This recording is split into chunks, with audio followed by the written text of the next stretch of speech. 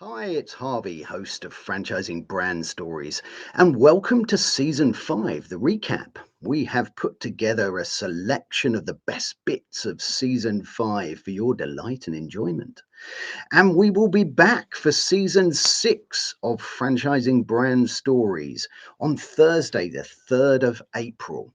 And we will be getting to hear what's under the hat of Molly Maid, Home Instead, and some other fantastic brands. So please join us 5:15 Thursdays for Franchising Brand Stories. Cheers. Wonderful Sarah Cressel OBE as well. Never haven't had an OBE on, so you'll have to correct me if I'm not addressing you correctly. Yeah, and in honor to you, Harvey, and your amazing show, I just had to Oh, well, look at nod my that. hat to you. I actually wore this Excellent. outfit today. It's really cold down in Devon, and it was sunny, so that was a real outfit today. Well, we're going to start with a question, which is, what is the creation station? And without going back too far in time, because without spoilers, that's what we're going to do in a little bit. But just give people an idea as to what the creation station is. Thank you, and a massive hello to anyone watching live or on recorded. The Creation Station inspires imagination and nurtures potential. It's really simple, but we do that through the means of creative workshops, typically arts and crafts. But we're not an art club. What we do is we help people explore, discover, children and adults explore, discover, and develop through the means of arts and crafts their amazing potential. And we're very fortunate to be able to do that from very young to very old with the most amazing franchise partners, I believe, on the planet. They're just that they really bring our core values to life. And I couldn't be prouder to collaborate and be part of the team with them. Say something here, Harvey. When I started in House of Colour, I didn't know anything about franchising at all. I didn't even know House of Colour was a franchise. I just thought, I'm going to do this. I did not ask any of the difficult questions, Emma. I just ran on my gut. So there we go. I'm that one. But once I owned the business with my colleagues, I quickly realised what an incredible system, if you like, franchising is, because it has to work for everybody. It has to work for the franchisor, it has to work for the franchisee, the business owner, and it has to work for the client. So it's incredibly collaborative. There's always growth, there's always best practice, and it's just a wonderful, wonderful way to do business. So I'm always going to be grateful that I now know about it. Hopefully this one will come up and not block any of our faces because I've moved us all around now. And this is from Janet. And Janet's put, hello, Janet Jones, franchisee for Chester and D-Side. I am a new business owner since August 2024. I'm so passionate to grow and introduce people to share my experience with others. Well, you've got such fantastic franchisee validation, and there's people coming on and saying fantastic things about the business, and that says a huge amount. And this says a huge amount if you're listening as a prospective franchisee. From Michaela, and Michaela put, I trained throughout 2023 and can't fault the interview onboarding process. It was honest and robust, as well as being friendly and feeling welcomed, and like you were joining a community. The training is brilliant, and for me, the support throughout the time was essential. I like that there is an aspect of accountability, and and as a family lawyer in my previous career, I appreciate the clarity and structure. Great. I mean, none of us could put this any better. This is making this very good. Yes. I just read these off. We've had 40 years of helping our clients build a sustainable wardrobe. And we've been doing that long before it was a trendy thing to do. Of course, it's vital now, and we all understand that. But if you've got clothes that fit you and look amazing on you, and that all work together, let's not talk about that, but that is one of the outcomes. You can build a really sustainable wardrobe, which helps you save money, time, effort, and of course is better for the planet. So we're just going to keep banging that drum because it's what we do. Absolutely. I just want to add, if it's okay, we actually have some amazing classes that some of our owners do. So they know all of their clients' seasons and what colors suit them and also what clothes shapes suit them. And they'll host clothes swap parties. So Okay. they know what everyone looks good in. Everyone turns up with a bag and they go, this is for you, this is for you, this is for you. So actually it is about, we always say, shop your wardrobe, you know, look at vintage, like Michaela's put in the comments there. And also, you know, go shop in secondhand shops. You know, sustainable fashion is so important to us. It's at the core. So we don't always go Gucci. That's not what we do. We work with our clients and what their needs are. Yeah. But if you were to go Gucci, you would only do it if you were going to wear it a million times. So it's okay. Yes. That's really. Coach is not the bus company, despite anybody calling in and saying my bus hasn't arrived, where is it, to our customer service in head office. It is Stagecoach Performing Arts. It provides an hour of singing, an hour of dancing, an hour of drama outside of mainstream school. So it's an extracurricular activity for children 4 through to 18. And the primary focus of what we do is creative courage for life. So whilst it does give them skills in how to act, how to sing, how to dance, the real focus is the life skills that can give a child in confidence, and in self-assurance and self-awareness and building friendships. And so the benefit that has outside of just being on a stage. Yeah, no, I feel a bit stupid asking that question because as a parent, I mean, Stagecoach has always been one of those staple brands, hasn't it? You know, kids get really to age and everybody's talking about Stagecoach and performing arts and theatre and drama. And I think the fact that you allow children to really express themselves is absolutely superb. Where are you at today in terms of UK franchise? I know you're a global brand. I mean, Stagecoach is a global brand. Yeah. I mean, our audience primarily here are people that are looking to maybe start their own business in the UK. So where are you at today in terms of the UK? So in terms of the UK, we've got about 276 territories that are open and running. We have about 10 to 15% of the UK that is still available. But that we appreciate that's actually quite a small amount of the UK, given how franchising works. And there are certain areas sort of slap bang in the middle of the Pennines or whatever that's not maybe as good for selling performing arts to children because there's just a lot of sheep and hills. So we are limited, I think, on some of the territories that we've got available, but we've still got some great areas available to sell it into. We have 350 territories globally.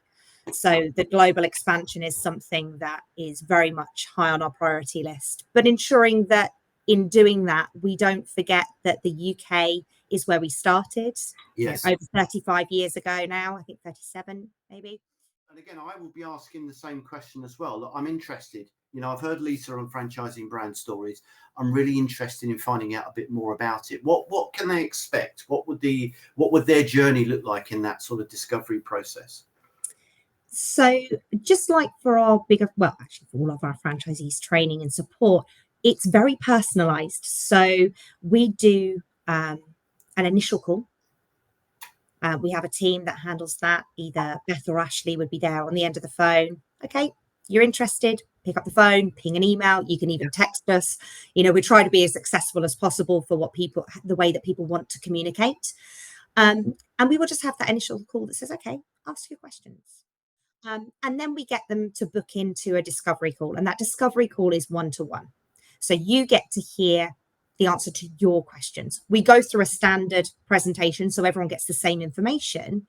But for some people, it's more important to know what business support they're going to get because, hey, I've been a drama teacher for 25 years. I know how to do that. Yeah. Or I've worked in a school as a head teacher. So I've got that bit down, but actually I've never run a business and that's what I need help with. And others may have been running a business or worked in a corporate background.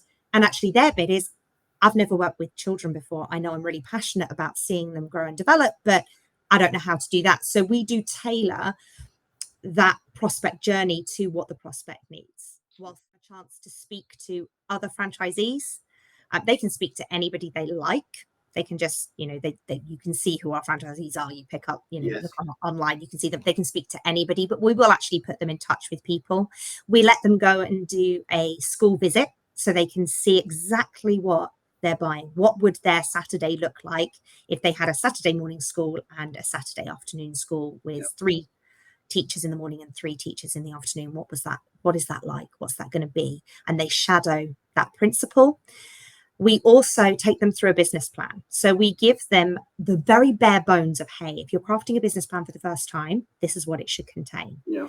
And then we do invest quite a lot of time and energy with that person and taking them through it. Because if you've never written a business plan before in your life, that's scary. And for some of the guys coming in, they're also doing that business plan so they can get financing. So it's really important that certain things are in there, and it's not just sort of a vision board of what you might like to achieve. You've got to have some actuals in there as well. I mean, are there any real life-changing stories that you've come across that really stick out in your mind that you'd like to share with us? Yes. So I think I can probably give you a story for each of those, for the children, for the parents, and for the franchisee. And the most recent one is for the children. So at Christmas, I get to see lots of shows. It makes me very happy. But this one particular teacher had shared with me prior that they had a young girl in their class that was nonverbal and had been for 6 years. So she's been with Stagecoach for 6 years, nonverbal. And they'd done an end of year show, and they always do their end of year shows at Christmas. Some of them do them in June, but this particular principal does hers at Christmas, and always a Christmas theme. And in the first year, the child didn't even leave her parents' side. They sat in the audience. They didn't want to get on the stage. And bit by bit over the last 6 years, that child's moved a little bit closer to the stage, was sat on the side of the stage. Last year, had stood on stage and done a little dance routine with the rest of her class. And then this year, they gave her a line, and she'd started to be more verbal in classes and say certain phrases or certain things, but still not Little Miss Chatterbox, still not sort of engaging generally in conversation. Engaging with the classes, yes, but not with conversation. And was obviously very, very happy there. And they had a line for her in this Christmas production. And they were like, she's not really said it in rehearsals or anything like that. Came to the show on stage, this little girl just stepped forward, said her line, clear as a bell. Most of the audience had seen that little girl's journey because they've been parents, had been there for a long time as well. I looked around, I don't think I saw a single dry eye in the audience, because what a monumental thing for that girl to feel so safe and so confident. And they just nurtured her there. And yeah, it took 6 years to get one line out on stage, but it was just the most beautiful thing to witness. What PITMAN training is? What do you do?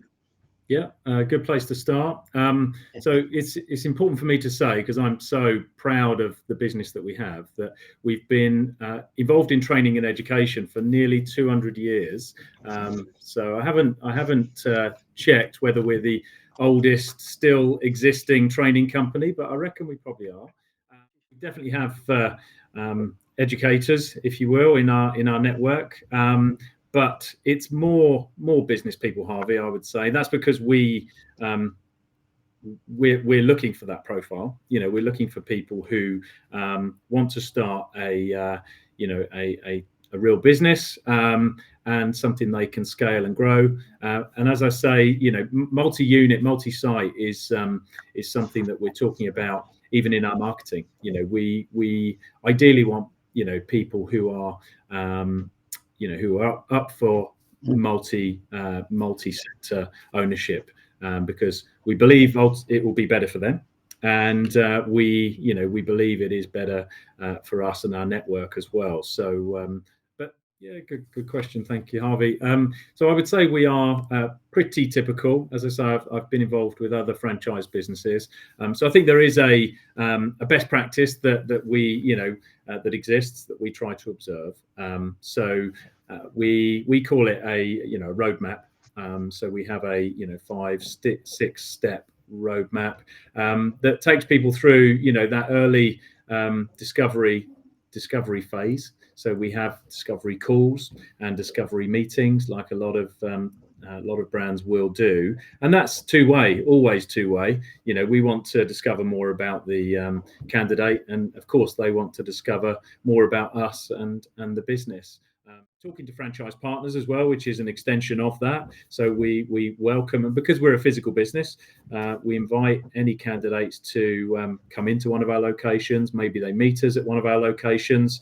And what I should mention as well, Harvey, is we, as in PITMAN Training Group, we have 3 of our own locations as well. Okay. It's very deliberate. I feel really strongly about this. I think that every franchise brand should have an owned centre or entity. I do.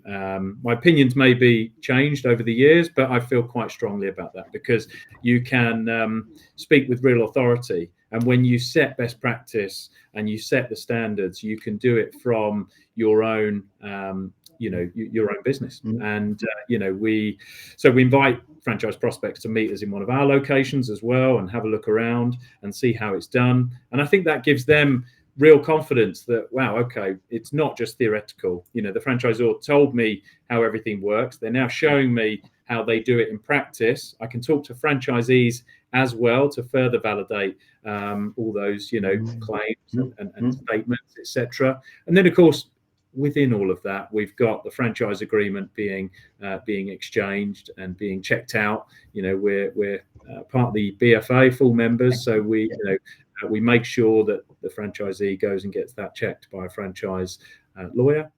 Took a typical day.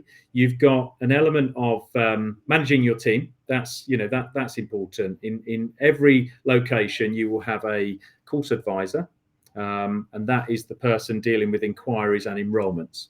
So it's their job, as the title suggests, to advise people on the right course or diploma for them. And you'll have a learning coach, which might look like a tutor in other parts of the education world, but your learning coach is somebody to take the student and help them, guide them, and get them completed successfully, really, and answer any questions along the way. But we deliver self-paced learning. That's really important, because often people perceive that this is classroom or cohort or tutor-led. And it's none of those things. It's the curriculum is so strong that it's all on a learning management system for you. And when you enter that learning management system, it's videos, audios, and you're completely guided, and you can navigate yourself. And then if you need the help of your learning coach, then you can call them over. So we have centres for that very reason, because we want people taking their studies in our centres, but it is blended, so they can do it from home as well. And what is WATERBABIES? Give us an idea of what that is as a business. Sure, I'm sure you might guess a little bit in the title, bit of a clue in the title, but we are a baby and toddler swimming franchise business. When we started WATERBABIES, our target market was 0 to 5 years old. Our youngest client was 1 day old. So we're a real specialist in newborn baby swimming, absolutely. But we're now going up to older age group children as well. But we're a baby and toddler swim school. And there are 3 bits to the WATERBABIES franchise model. There's swimming, which is the core of what we do.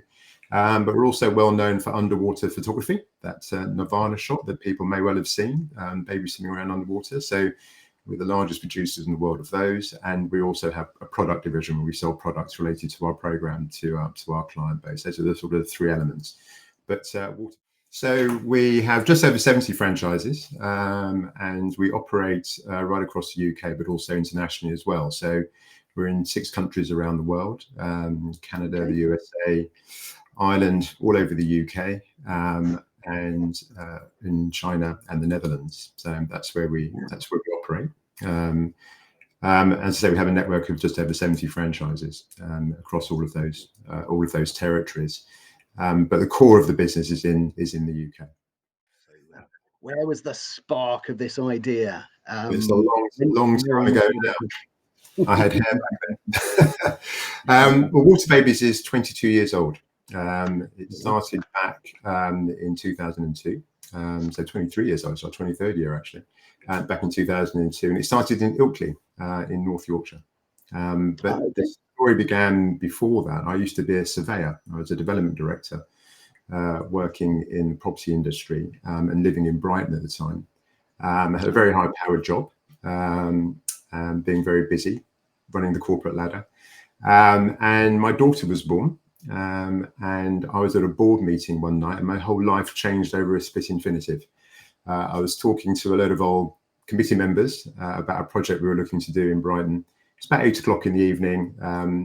None of them understood what I was talking about. I wasn't seeing my daughter. She was a few weeks old. And I just thought, why am I doing this? I don't want to do it anymore.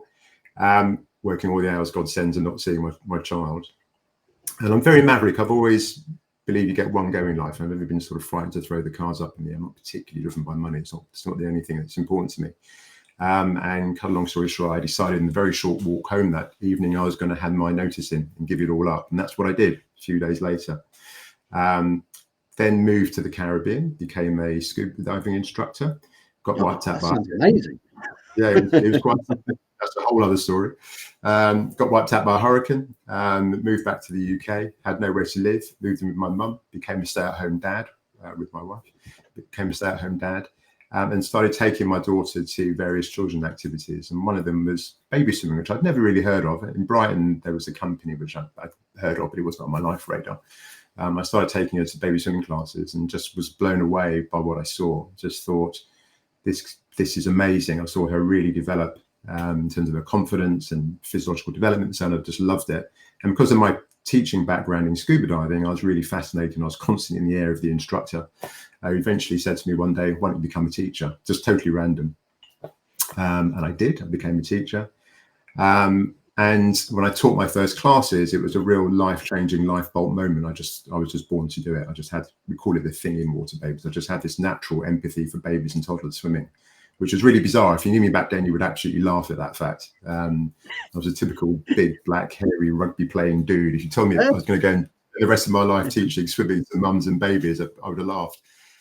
What does a day in the life of a Water Babies franchisee look like? Well, I think I've got one of my franchisees here. They'd go, it's completely mental. So the first thing to say is that they're big businesses. So our biggest business in Water Babies teaches just shy of 3,000 clients a week. An average Water Babies business teaches around 1,000 clients a week. So they're big businesses. They will be employing anything from, depending on the size of their business, 2 to 20 teachers, part-time teachers, and they'll have an office team of 3 or 4 people. So there's a lot of people going on. So that's the first thing. So you're managing all of that. It's a lot of clients. And you'll have a lot of classes going on any given day. So typical days, you'll have a number of classes going on. If you take a Saturday, which is our busiest day, you'll have umpteen classes going across your franchise territory, all of your teachers out there delivering those classes. And you'll be managing that process, making sure that that's going to be a smooth experience for both the employees and, of course, the clients and the receiving end of all of that. You're dealing with pools closing on you at the last minute. You know, something happens with the pool, it goes down, you've got to move all the clients around. You're finding new swimming pools as well. So you're going to look at those venues and get those on board. You're training new teachers. There's a plethora of things that you're doing running a Water Babies business. It's very, very multifaceted. You have a broad set of skills. You're marketing your business. You're doing the finance back at the ranch to make sure that your financial bits and pieces are all in place. You know, you're doing your bookkeeping and so forth. You're preparing for your next photo shoot, which is going to be in a few months' time. There's an awful lot of moving parts. So I'm doing that very quickly, but the life of a Water Babies franchisee is very, very, very busy, very multifaceted and forever changing. It's rarely consistent. And one of the things we look for in people who become Water Babies franchisees is the reality of that. It's really, really hard work. It's really hard work. When you've got a successful Water Babies business and you've got a team and it's all running, then, and I believe that a good business is being run by a team, not by the founder, it's being run by that team, then you can enjoy a really good quality of life. Water Babies franchisees, we operate on basically like school terms, so they can have summer, Easter and Christmas off and have that time with their families. Half term is a break for us as well in most franchises. So when you're running a really good business, you're working 40 weeks of the year, 42 weeks of the year, 44 weeks of the year, and you've got the rest of the time off to be with your family. But the business is still running behind you. So you've got your team helping you to do that. But you've got to work really, really hard to get to that point. They're very large entities. They're very large businesses. What is TAB? Let us know. Sure. Well, I'll start with why we exist, and that is to make the lives of business owners better. We fundamentally believe that the business owners in the UK are the engine of the economy. They're the heroes. They're the people who take the risks, who employ people, who generate revenue, income, GDP, all that kind of stuff. And the irony is that a lot of people from the outside look at them and think they're fairly indestructible and they must have amazing lives and, everything's always going swimmingly for them. But actually, the bigger their businesses get, typically the lonelier they get. And the bigger the decisions get that they have to take, and therefore the pressure mounts, and it can be a really, really lonely place to exist. So we are here to ensure that they aren't lonely, that they've got people who they can turn to for real world advice, and that they can be really open and honest and kind of genuine with, which is tricky, actually, trying to find people who you trust enough to be 100% honest. So the way we do that primarily is through putting them around tables with other business owners who are like them, running non-competing businesses, and all of them every month in that same group get to bring issues or opportunities they've got going on in their businesses and get advice from their fellow business owners. So it's real world advice. It's aimed at them specifically as individuals. It's not kind of generic advice that you could get in a book or even on AI, to be a bit topical. So that's who we are, and that's who we serve, and we love doing it. Fantastic. It's normally from one of those two kind of groups, I'd say. So yeah, people who have done some sort of coaching or consulting themselves, even if they've done coaching within a kind of corporate framework, where they've been senior managers who actually really recognize the value to be had from coaching their teams to sort of better performance and stuff. So yeah, there's a lot of us have come from a corporate background, and very often have got to a crossroads of some sort in their career where they might be tired of the politics, they might be just ready to do something new. So some are definitely escaping something, and some are much more kind of forward focused on the moving towards something new. But you're spending most of the first year building your business, and therefore meeting lots of business owners, and hopefully converting a certain proportion of them who go, yes please Harvey, I'd love to come and join one of your one of your peer boards and have you as my coach. So that's, you're spending most of your time doing that in year one, to be honest, and you'll be starting to deliver the services from typically from sort of month 4 onwards, something like that, where you'll have got your first board up and running. You'll be then doing a bit of a blend of business development and kind of service delivery, if you like. And then really by the time you're into year 2, you should be you're through your initial launch, and then you start to make decisions about how big you want your business to be, and whether you want to do it just on your own, whether you want to bring people in. And we run our own internal peer boards of all of our franchisees. So those are the kind of things that they typically bring along to those kind of meetings. It's like, I've got this far. It's like I've now got some choices in terms of how big and how bold do I want to be. So they get their fellow franchisees to help them with those decisions, which is great. So we practice what we preach.